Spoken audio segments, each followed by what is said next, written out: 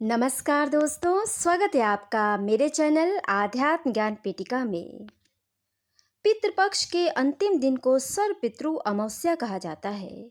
भाद्रपद पूर्णिमा से लेकर अश्विन अमावस्या तक पूरे 16 दिनों तक पितृपक्ष श्राद्ध का समय होता है। यह दिन अपने पितरों को याद करने, उन्हें श्रद्धांजलि देने, उनके नाम से श्राद्ध, तर्पण और पिंडदान करने का होता है। माना जाता है कि पितृपक्ष के दौरान हमारे पूर्वज धरती पे आते हैं और अपने वंशजों के घर जाते हैं।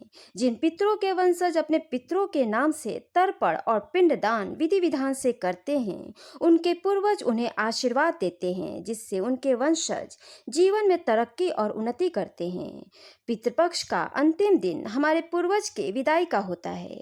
अश्विन अमावस्या तिथि को पितृपक्ष का अंतिम दिन होता है, जिसे सर्व पितृ अमावस्या कहा जाता है। इस दिन हम अपने पूर्वजों को विधि विधान से विदा करते हैं। इस दिन पितरों के नाम से तर्पण और पिंडदान करते हैं और ब्राह्मणों को भोजन कराते हैं। इस दिन पितरों के लिए विशेष पकवान बनाया जाता है और इस पकवान से 5 हिस्से निकाले जाते हैं। देवताओं के लिए, गाय के लिए, कुत्तों के लिए, कौवे और चींटियों के लिए, और अंत में ब्राह्मणों को भोजन कराया जाता है और उन्हें दान दक्षिणा देकर आदर के साथ विदा किया जाता है। इस तरह सर्व पितृ अमावस्या के दिन पितरों के नाम से दान, तर्पण और पिंडदान करने से और ब्राह्मणों को भोज कराने से पितरों को मोक्ष की प्राप्ति होती है और पितर हमसे प्रसन्न होते हैं और हमें अनेक प्रकार के ऋणों से भी मुक्ति मिल जाती है। जो लोग पूरे पितृपक्ष श्राद्ध के दौरान एक दिन भी अपने पितरों के नाम से श्राद्ध, तर्पण और पिंडदान नहीं किया है, वे लोग सर्वपितृ अमावस्या के दिन उनके नाम से श्राद्ध, तर्पण और पिंडदान कर सकते हैं। इस एक दिन के श्राद्ध, तर्पण और पिंडदान से ही पूर्वज तृप्त हो जाते हैं और उन्हें मोक्ष मिल जाती है। इसके साथ साथ ज्ञात अज्ञात, भूले चूके सभी मृत परिजनों का श्राद्ध, तर्पण और पिंडदान इस दिन कर सकते हैं। इसलिए इसे सर्व पितृ अमावस्या श्राद्ध भी कहा जाता है। इस दिन ज्ञात अज्ञात सभी मित्र जनों को विदा भी किया जाता है, इसलिए इसे सर्व पितृ विसर्जन अमावस्या भी कहा जाता है। सर्व पितृ अमावस्या के दिन ऐसे करें तर्पण। पितरों की तृप्ति के लिए हम ब्राह्मणों को भोजन कराते हैं, उन्हें दान दक्षिणा देते हैं, लेकिन जब तक तर्पण की प्रक्रिया पूर्ण न हो तब तक श्राद्ध प्रक्रिया अधूरी रहती है। भोजन के उपरांत जिस तरह पानी पिया जाना आवश्यक होता है, उसी प्रकार पितरों को पानी पिलाने की प्रक्रिया को ही तर्पण कहते हैं। वैसे तो तर्पण के लिए गया, पुष्कर, प्रयाग या हरिद्वार आदि तीर्थस्थल का महत्व है, लेकिन यदि आपके गांव और शहर के आसपास कोई नदी या तालाब हो तो वहां भी आप तर्पण कर सकते हैं। लेकिन यदि कोई नदी या तालाब न हो तो आप घर पर ही तर्पण संपन्न कर सकते हैं।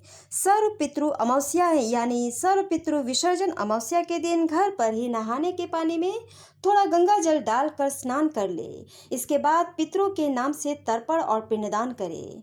इसके लिए दक्षिण दिशा की ओर मुख करके बैठ जाए। एक पीतल या स्टील की परात ले, उसमें शुद्ध जल भर ले, फिर थोड़े काले तिल, थोड़ा दूध और कुशा उसमें डाल ले।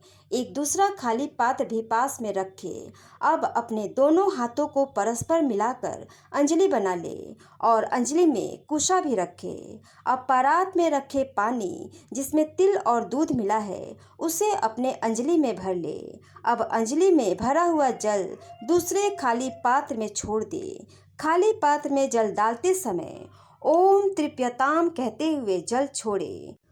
प्रत्येक पितर के लिए कम से कम 3 बार अंजलि से तर्पण करें। इस प्रकार आप घर में ही तर्पण कर अपने पूर्वजों को तृप्त और प्रसन्न कर सकते हैं और पितृ ऋण से मुक्ति प्राप्त कर सकते हैं।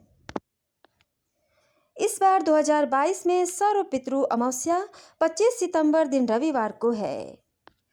श्राद्ध कर्म का शुभ मुहूर्त है। इस दिन पितरों के लिए श्राद्ध कर्म सुबह 11:48 से लेकर दोपहर 3:50 तक किया जा सकता है। पितरों के श्राद्ध का कुतुब मुहूर्त रहेगा सुबह 11:48 से दोपहर 12:37 तक। इस मुहूर्त में पितरों का श्राद्ध कर्म करने से अक्षय फल की प्राप्ति होती है।